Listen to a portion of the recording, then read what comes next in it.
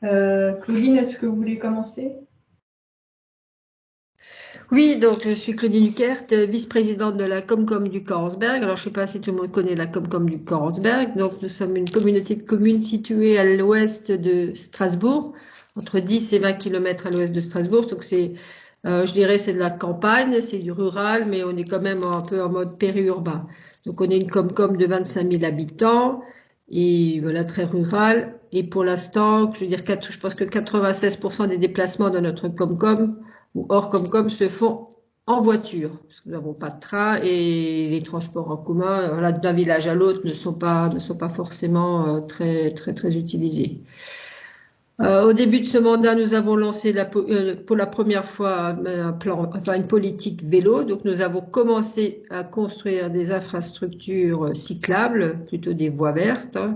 Donc, ça fait 3 ans qu'on a commencé. Donc, le maillage se poursuit petit à petit. Donc, c'est une politique ambitieuse. C'est la politique, enfin, dans laquelle on met beaucoup d'argent pendant ce mandat. Je n'ai pas les chiffres précis. Et donc, nous avons souhaité accompagner cette politique de construction de pistes cyclables par un plan vélo pour inciter nos usagers, enfin nos habitants, à se convertir, enfin convertir c'est un grand mot, à utiliser davantage le vélo dans leurs déplacements au quotidien. Et donc, un des axes a été on a recruté une chargée de mission, Marie, qui est là, et qui est en charge de l'animation de ce plan vélo. Et un des axes principaux de ce plan vélo, c'est notamment la sensibilisation des plus jeunes avec le programme Savoir à rouler à vélo, sur lequel on va parler à présent. Est-ce que Marie, j'ai tout dit? Oui, oui, c'est bon, je vais prendre la main. Alors, au tout début, on voulait lancer le programme avec les écoles primaires volontaires. Et au final, il y a toutes les 14 écoles du territoire qui se sont portées volontaires. Donc, on a fait tout le monde. Ce qui fait en tout 450 élèves, la totalité des CM1 du territoire, puisque c'était notre cible prioritaire. Et ensuite, quand il y avait des classes à double niveau, on a pris du coup une centaine de CM2 et 18 CE2. Donc voilà, 450 élèves qui cette année ont bénéficié et vont bénéficier de la formation, puisque les interventions ont débuté le 27 février. Donc il faisait encore un peu froid, mais en faisant du vélo, ça réchauffe les enfants. Et jusqu'au donc 29 juin, donc juste avant les vacances scolaires. Donc on a 4 intervenants, dont 2 qui sont à temps complet de février à juin, qui s'occupent de tourner dans les écoles.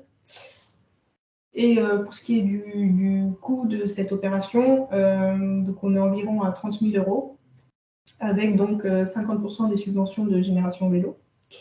Et on a investi environ 5 000 euros donc, dans du matériel, tout ce qui est une petite flotte de vélos de secours si les enfants ont oublié le leur, des casques, et tout ce qui est panneaux, feux tricolores, du matériel pédagogique dont les intervenants ont possiblement besoin. Voilà.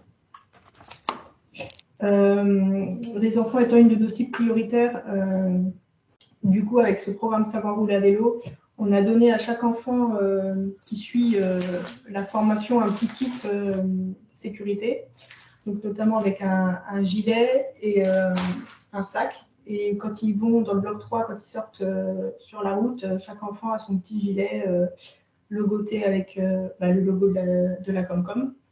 Donc c'est aussi bien pratique pour les intervenantes. Elles n'ont pas à se soucier que chaque élève ait un gilet, ils ont directement le leur, qu'ils peuvent ensuite garder avec leur petit porte-clés et réflecteur. Et on a également plus largement donné un guide du jeune cycliste, cette fois à 1500 primaires de notre territoire, du CP au CM2. Et c'est complémentaire à cette formation du programme Savoir rouler, puisque il y a des petits jeux à la fin, mais on leur apprend aussi qu'est-ce qu'un mode actif, qu'est-ce qu'une piste cyclable, l'importance du casque, comment rouler en toute sécurité. Donc voilà, ça reprend un peu ce qu'ils apprennent dans le programme Savoir rouler. Du coup, pour mettre en place cette action, j'ai été secondée, épaulée par Marie-Laure Hayes, qui est une des intervenantes C'est l'association Cigogne à vélo. Elle est originaire du Korosberg et avec elle, on a fait donc le tour de toutes les écoles pour présenter le programme. Donc il a fallu convaincre les directeurs d'école. Donc ça a été plutôt facile. Trouver les intervenants, donc ça Marie-Laure m'a épaulée puisque comme elle est du métier, elle connaissait bien des collègues qui ont pu aussi participer avec elle aux interventions. Ce qui était un peu plus long, c'était de planifier l'ensemble des interventions dans les 14 écoles parce que évidemment tout le monde voulait en mai-juin quand il faisait beau. Donc il était un peu difficile de contenter tout le monde entre guillemets, mais finalement ceux qui sont passés en les tout premiers ont été contents de il n'a pas plu, il n'a pas fait très très froid, donc les enfants malgré tout étaient contents de passer en février-mars. Monter les dossiers de cofinancement, ça n'a pas été très long, c'était plutôt facile, et puis Théo nous a bien épaulés, donc ça nous a permis de facilement monter les dossiers. On a également communiqué sur cette action. On a fait des flyers avec notre service communication, donc à donner aux mairies, aux écoles, et toutes les écoles ont pu donner le petit flyer aux parents. Donc les 450 élèves, on en a distribué des flyers qui expliquent la démarche à tous les parents. Donc ça, les directeurs d'école nous ont dit que ça a été bien utile. Donc c'est important aussi ça a été important de communiquer sur cette action.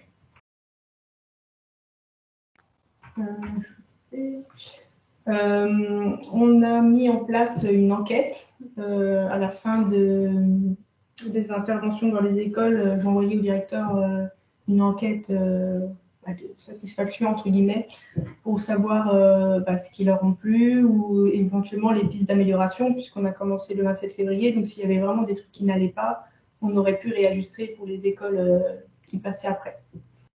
Donc là, il nous reste, il y a 4 écoles encore qui sont en cours, qui font leur intervention.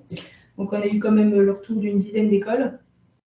Et on s'est aperçu que pour les enfants déjà, ils étaient très contents des interventions. On sortait de leur cadre scolaire, ils ont trouvé ça assez ludique. Et finalement, avec leurs mots à eux, ils ont appris beaucoup de choses. Et certains pensaient savoir faire du vélo, et en fait, ils se sont aperçus qu'ils avaient encore beaucoup de choses à apprendre pour pouvoir en faire en toute sécurité. Donc les parents sont également davantage sensibilisés, ça les directeurs d'école nous l'ont dit aussi. Donc on est très content en tout cas on est très content que les élèves aient apprécié, et les intervenants ont aussi été vraiment top. Avec les élèves, ça passe vraiment très bien, donc ça participe aussi au succès de ces interventions. Et pour les écoles, Claudine, je ne sais pas si tu veux reprendre la main ou si je continue. Non, vas-y, continue, comme c'est toi qui es en contact direct avec eux. Oui, alors sur la dizaine d'écoles, là, donc 100% des écoles souhaitent reconduire l'action l'année prochaine. Donc même celles qui au début étaient les moins friandes de cette action, au final, elles ont tout de suite vu que ça avait énormément d'intérêt. Le programme a été jugé effectivement très complet par rapport au permis vélo de la gendarmerie qui est seulement sur une demi-journée. Là, les 10 heures de formation, les 3 blocs, les directeurs et les enseignants ont trouvé que c'était pas redondant et que chaque heure avait réellement son utilité. Ils ont trouvé de nombreux intérêts à la démarche, donc surtout que les jeunes soient davantage conscients des dangers de la route et sensibilisés à la sécurité. Ça, c'est ce qui est ressorti en premier dans les enquêtes. Et tout ce qui est aussi esprit d'équipe, quand ils sortent sur la route avec les moniteurs, ça aussi, ils ont quand même beaucoup apprécié. C'est également complémentaire au programme scolaire, puisqu'il y a 1 heure ou 2, je ne sais plus, où ils se concentrent sur l'apprentissage des panneaux. Donc, c'est la partie théorique de la formation. Et de nombreuses écoles souhaitent aussi accorder plus de place au vélo à l'avenir, aussi bien dans les programmes scolaires que, par exemple, des sorties annuelles à faire avec les jeunes.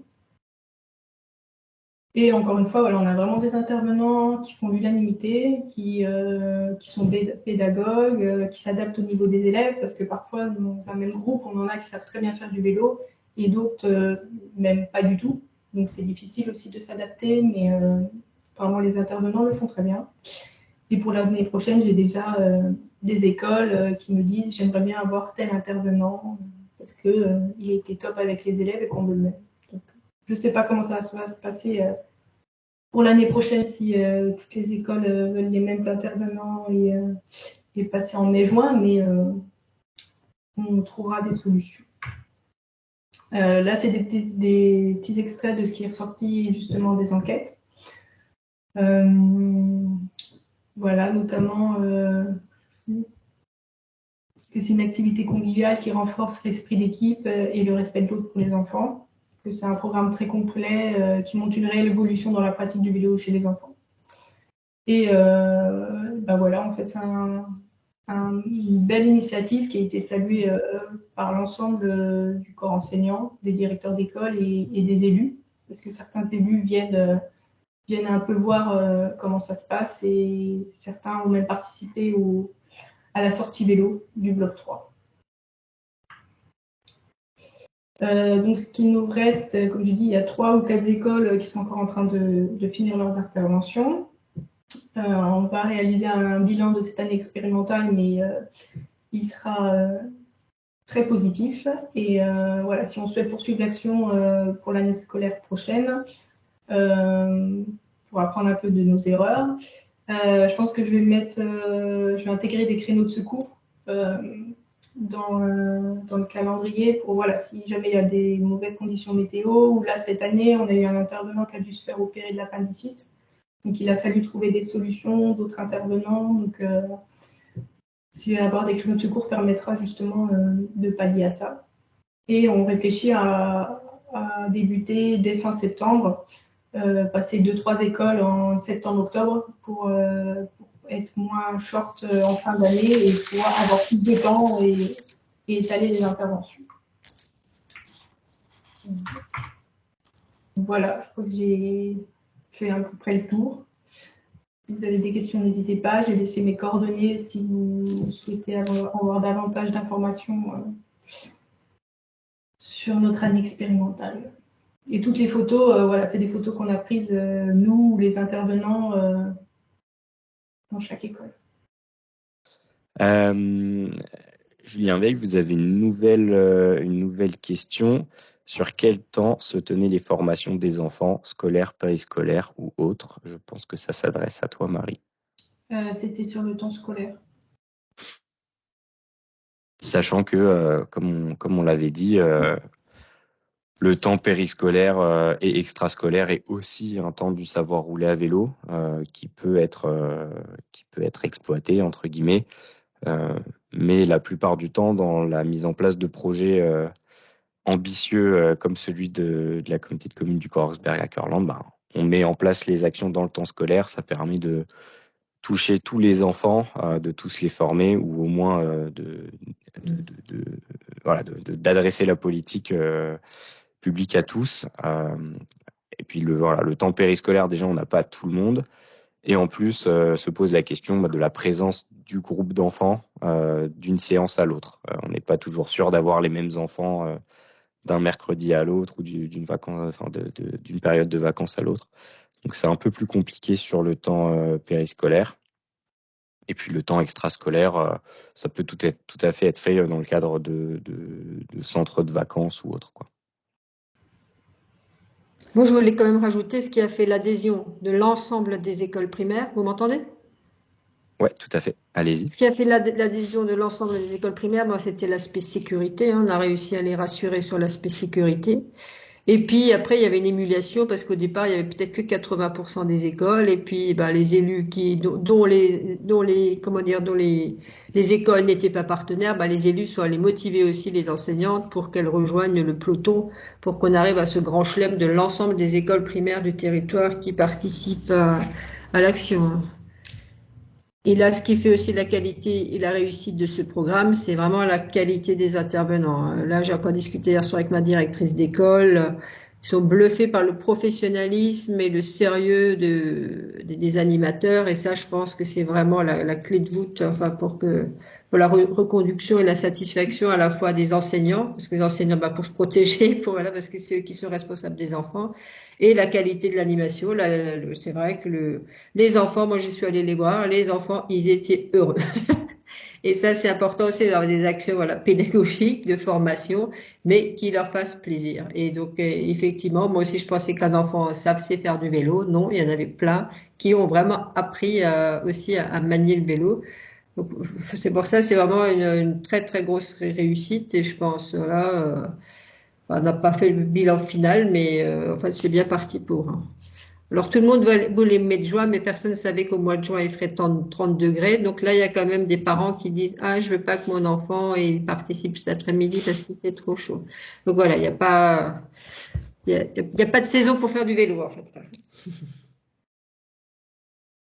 C'est toujours une question d'équipement. Voilà. Là, oui, en ce moment, il faut pas oublier la casquette, c'est clair. En tout cas, merci pour ce témoignage. Et puis bon, nous voilà, je ne sais pas si tout le monde a une chargée de mission, mais le fait d'avoir une chargée de mission, si on n'avait pas eu Marie, en fait, vous voyez bien la complexité de faire gérer Cattle et les plannings, le lien éducation nationale, directrice, élus, enfin tous ces, voilà, sans chargé de mission, on n'aurait pas réussi à le déployer non plus, hein, soyez honnêtes. Ensuite, pour créer le pendant et laisser la porte ouverte, moi je suis disponible pour vous accompagner, notamment dans le cas où vous n'avez pas de chargé de mission. Donc là, mon accompagnement, il était un peu minimal avec Marie. J'ai quand même assuré la coordination, notamment des demandes de financement, etc. Mais voilà, c'est vraiment Marie qui a fait le gros du travail. Et puis, moi, je reste disponible lorsque c'est nécessaire pour d'autres collectivités et pour vraiment aller plus loin dans l'accompagnement et la coordination, notamment la mise en relation avec les services de l'éducation nationale, aller convaincre éventuellement aussi les directions d'école. Voilà, cette première réunion de cadrage que j'évoquais, elle laisse la place à un accompagnement qui s'étale dans le temps, avec la possibilité de représenter le projet éventuellement à tous les élus, à tous les enseignants ou directions d'école, voilà, en fonction des besoins de chaque collectivité, quoi. En tout cas, merci beaucoup pour ce témoignage, qui est du coup un témoignage parmi beaucoup d'autres collectivités qui participent au programme sur le Grand Est. Moi, il faut que je vous laisse. Donc, je vais quand même remercier Génération Vélo, voilà, pour tout votre accompagnement méthodologique et surtout vos 50% de subventions sans lesquelles nous n'aurions peut-être pas fait ce programme aussi ambitieux. Donc, un grand merci à vous. Merci beaucoup, Madame Kier. Je vous laisse y aller. Merci beaucoup à vous pour votre engagement également et puis votre disponibilité sur ce webinaire précisément. Mais voilà, j'espère que ça pourra inspirer d'autres collectivités dans la mise en place du savoir rouler. Au revoir. Merci à vous.